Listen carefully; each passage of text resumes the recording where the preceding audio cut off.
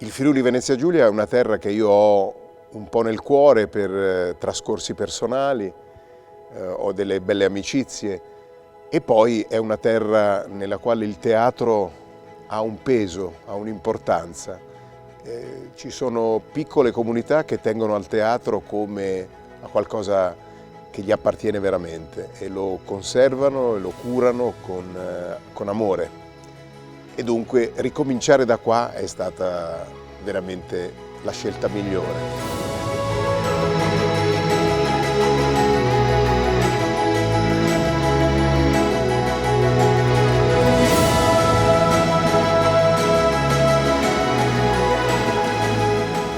Qui c'è un traffico spaventoso, nelle ore di punta qui a Artegna non si va a passo d'uomo.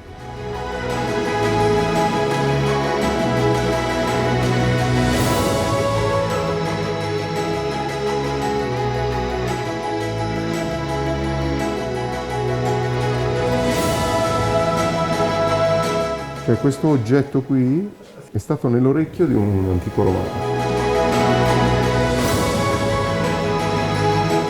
Bello, eh?